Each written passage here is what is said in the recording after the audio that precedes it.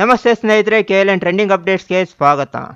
ಕಾಶ್ಮೀರದ ಪಹಲ್ಗಾಮ್ನಲ್ಲಿನ ಉಗ್ರರ ಅಟ್ಟಹಾಸಕ್ಕೆ ಭಾರತ ಪ್ರತ್ಯುತ್ತರ ನೀಡಲು ತುದಿಗಾಲಲ್ಲಿ ನಿಂತಿದೆ.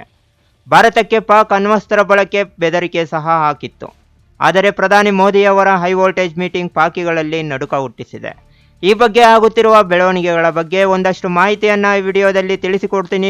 ವಿಡಿಯೋನ ಕೊನೆವರೆಗೂ ಸ್ಕಿಪ್ ಮಾಡದೆ ನೋಡಿ. ಇಂತಹ ಮತ್ತಷ್ಟು ಇಂಟ್ರೆಸ್ಟಿಂಗ್ ಮಾಹಿತಿಗಾಗಿ ಸಬ್ಸ್ಕ್ರೈಬ್ ಆಗೋ ಮೂಲಕ ನಮ್ಮ ಚಾನೆಲ್ಗೆ ಪ್ರೋತ್ಸಾಹ ನೀಡಿ. ಸ್ನೇಹಿತರೆ, ಭಾರತ ಹಾಗೂ ಪಾಕ್ ನಡುವಿನ ಯುದ್ಧಕ್ಕೆ ಮುಹೂರ್ತ ಫಿಕ್ಸ್ ಆಗಿದೆ. ಉಗ್ರರ ಅಟ್ಟಹಾಸಕ್ಕೆ ಚೆಕ್ಮೇಟ್ ಇಡಲು ಭಾರತ ಸರ್ವಸನ್ನದ್ಧವಾಗಿದೆ. ಅದರ ಬೆನ್ನಲ್ಲೇ ಪ್ರಧಾನಿ ಮೋದಿಯವರು ಉನ್ನತ ಮಟ್ಟದ ಸಭೆ ನಡೆಸಿ ಭಾರತೀಯ ಶಸ್ತ್ರಸಜ್ಜಿತ ಸೇನಾಪಡೆಗಳಿಗೆ ಸಂಪೂರ್ಣ ಕಾರ್ಯಾಚರಣೆ ಸ್ವಾತಂತ್ರ್ಯ ನೀಡಿದ್ದಾರೆ ಎಂದು ತಿಳಿದು ಬರ್ತಿದೆ. ಭಾರತೀಯ ಸಶಸ್ತ್ರ ಪಡೆಗಳ ಸಾಮರ್ಥ್ಯದ ಬಗ್ಗೆ ಸಂಪೂರ್ಣ ವಿಶ್ವಾಸ ಹೊಂದಿರೋ ಪ್ರಧಾನಿಯವರು ಟಾರ್ಗೆಟ್ ಹಾಗೂ ಟೈಮ್ ನೀವೇ ನಿರ್ಧರಿಸಿ ಅಂತ ಹೇಳಿರೋ ನಿರ್ಧಾರಕ್ಕೆ ಭಾರತೀಯ ಸೇನಾಪಡೆಗಳ ಆತ್ಮವಿಶ್ವಾಸ ಮತ್ತಷ್ಟು ಹೆಚ್ಚಿಸಿದೆ. ಭಯೋತ್ಪಾದನೆ ವಿರುದ್ಧದ ಹೋರಾಟದಲ್ಲಿ ಇಡೀ ಜಗತ್ತು 140 ಕೋಟಿ ಭಾರತೀಯರೊಂದಿಗೆ ನಿಂತಿದೆ ಅಂತ ಸೈನಿಕರಿಗೆ ಪ್ರಧಾನಿ ಮೋದಿಯವರು ಧೈರ್ಯ ತುಂಬಿದ್ದಾರೆ. ಸೇನೆಗೆ ಪರಮಾಧಿಕಾರ ಕೊಟ್ಟಿರೋದು ಪಾಕ್ಗೆ ನಡುಕ ಹುಟ್ಟಿಸಿದೆ. ಭಾರತದಲ್ಲಿ ಸಭೆ ಆಗುತ್ತಿದ್ದಂತೆ ಪಾಕ್ ಪ್ರಧಾನಿ ಶಹಬಾಜ್ ಶರೀಫ್ ರಾತ್ರೋರಾತ್ರಿ ತುರ್ತು ಸಭೆ ನಡೆಸಿದ್ದಾರೆ. ಅಲ್ಲದೆ ಮುಂದಿನ 24ರಿಂದ 36 ಗಂಟೆಯೊಳಗೆ ಭಾರತ ದಾಳಿ ನಡೆಸುತ್ತೆ ಅಂತ ಪಾಕ್ ಮಾಹಿತಿ ಸಚಿವ ಅತಾವುಲ್ಲಾ ತರಾರ್ ನೀಡಿರುವ ಹೇಳಿಕೆ ವೈರಲ್ ಆಗಿದೆ. ಇನ್ನು ಜಟ್ಟಿ ಕೆಳಗೆ ಬಿದ್ದರೂ ಮೀಸೆ ಮಣ್ಣಾಗಲಿಲ್ಲ ಅನ್ನೋ ಗಾದೆ ರೀತಿ ಪಾಕಿಸ್ತಾನ ಭಾರತದ ಮೇಲೆ ಅಣ್ವಸ್ತ್ರ ಬಳಸುತ್ತೇವೆ ಅಂತ ಧಮಕಿ ಹಾಕಿದೆ. ಭಾರತ ಪಾಕಿಸ್ತಾನ ನಡುವೆ ಈಗಾಗಲೇ ನಡೆದಿದ್ದ ಕಾರ್ಗಿಲ್ ಯುದ್ಧದಲ್ಲಿ ಪಾಕಿಸ್ತಾನ ಹೀನಾಯವಾಗಿ ಸೋತಿತ್ತು. ಇದೀಗ ಎರಡೂ ದೇಶಗಳ ನಡುವೆ ಮತ್ತೊಮ್ಮೆ ಸಂಘರ್ಷ ಏರ್ಪಟ್ಟಿದೆ.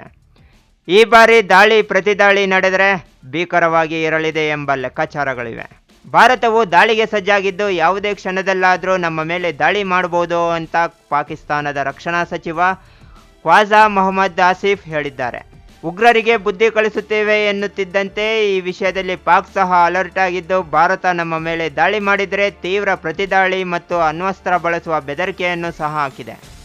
ಈ ವಿಚಾರ ಮಾತ್ರ ಇದೀಗ ಭಾರೀ ಚರ್ಚೆಗೆ ಕಾರಣವಾಗಿದೆ.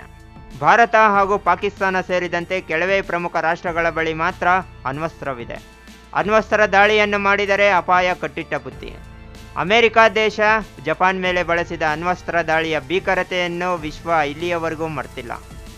ಈ ವಿಚಾರವಾಗಿ ಮಾತನಾಡಿರುವ ಪಾಕ್ ಕಾಲ ಸನ್ನಿಹಿತವಾಗಿದೆ ಅಂತಲೇ ಹೇಳ್ಬೋದು. ಪಾಕ್ ಅಸ್ತಿತ್ವಕ್ಕೆ ನೇರ ಅಪಾಯ ಸೃಷ್ಟಿಯಾದರೆ ಅಣ್ವಸ್ತ್ರ ಉಪಯೋಗಿಸಲಿದ್ದೇವೆ ಅಂತ ಹೇಳಿದೆ. ಇಷ್ಟಕ್ಕೂ ಈ ಅಣ್ವಸ್ತ್ರ ದಾಳಿ ಅಷ್ಟು ಪವರ್ಫುಲ್ ಆಯಿತು ಅಂದರೆ ಭಾರತ ಏನು ಮಾಡ್ಬೋದು? ಇತ್ತೀಚೆಗೆ ಬಂದಿರುವ ವರದಿಗಳ ಪ್ರಕಾರ ಅಣ್ವಸ್ತ್ರಗಳ ಸಂಖ್ಯೆಯಲ್ಲಿ ಪಾಕಿಸ್ತಾನವನ್ನು ಭಾರತ ಹಿಂದಿಕ್ಕಿದೆ. ಆದರೆ ಪಾಕಿಸ್ತಾನ ಫಸ್ಟ್ ಯೂಸ್ ನೀತಿ ಹೊಂದಿದೆ. ಅಣ್ವಸ್ತ್ರ ವಿಚಾರದಲ್ಲಿ ಭಾರತ ನೋ ಫಸ್ಟ್ ಯೂಸ್ ನೀತಿಯನ್ನು ಬಳಸುತ್ತಿದೆ. ಅಂದರೆ ಏನೇ ಆದರೂ ಪರಮಾಣು ಅಸ್ತ್ರಗಳನ್ನು ಮೊದಲು ಬಳಸುವುದಿಲ್ಲ ಎಂಬ ತತ್ವವನ್ನು ಭಾರತ ಹೊಂದಿದೆ. ಶತ್ರು ರಾಷ್ಟ್ರಗಳು ಅಥವಾ ಎದುರಾಳಿಗಳು ಅಣ್ವಸ್ತ್ರ ಬಳಸಿದ ನಂತರ ಭಾರತ ಅವರ ವಿರುದ್ಧ ನ್ಯೂಕ್ಲಿಯರ್ ಅಸ್ತ್ರವನ್ನು ಬಳಸಲಿದೆ. ಭಾರತವು ಅಗ್ನಿ ಕ್ಷಿಪಣಿ ಬಳಿಕ ಸೂರ್ಯ ಎಂಬ ಕ್ಷಿಪಣಿಯನ್ನು ನಿರ್ಮಿಸುತ್ತಿದೆ ಅನ್ನೋ ಮಾಹಿತಿ ಹರಿದಾಡ್ತಿದೆ.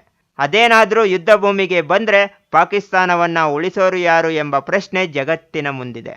ಇದು ಯುದ್ಧ ಭೂಮಿಯಲ್ಲಿ ಭಾರತಕ್ಕೆ ಗೇಮ್ ಚೇಂಜರ್ ಸಹ ಆಗಲಿದೆ.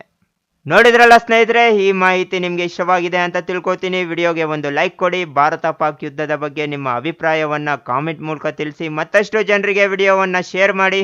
ಜೈ ಹಿಂದ್, ಜೈ ಕರ್ನಾಟಕ ಮಾತೆ.